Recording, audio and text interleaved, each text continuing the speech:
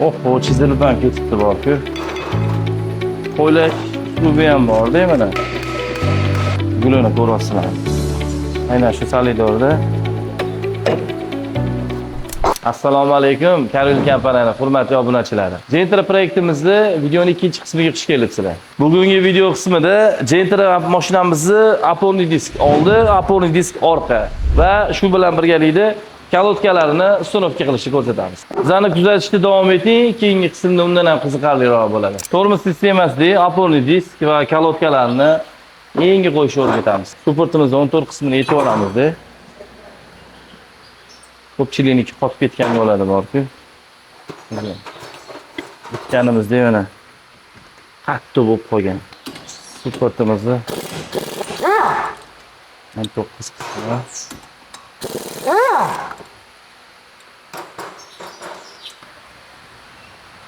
Oho, chizilib ham ketibdi borku.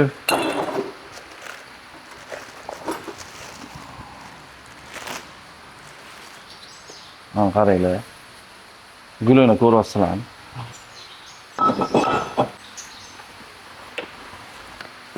Kalotkani qo'ylash uslubi ham bor-da, mana. Kalotkamizni ko'ryapsizlar.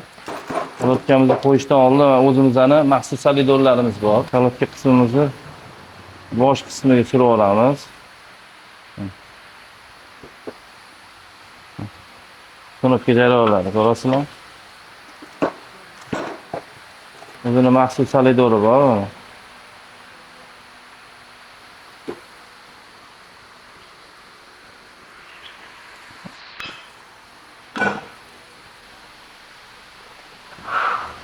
Orqa oporniy disklarni va kalotkasini almashtirishni ko'rsatamiz sizlarga. Atyorkada barabarning o'rta qismidagi figurni atyorkasini yechib olamiz. Support qismida 14 boltimiz joylashgan bo'ladi. Motorimizni yechib, buni ham porshlar qopda.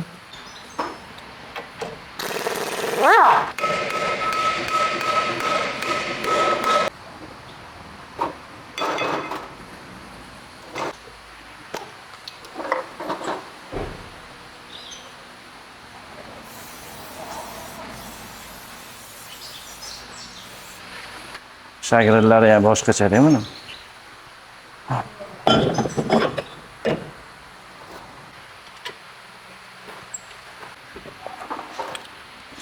Kalotka orqa qismlarini ham xuddi shunaqa stilda, aynan shu solidorda.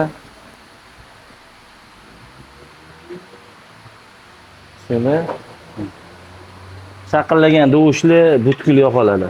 Mana ko'rdinglar, oporniy disklar, kalotkalar ustunovka qilishni o'rgatdi. Ana endi sizlarga 3-qism. Dodasi, zo'ri kutib qolinglar.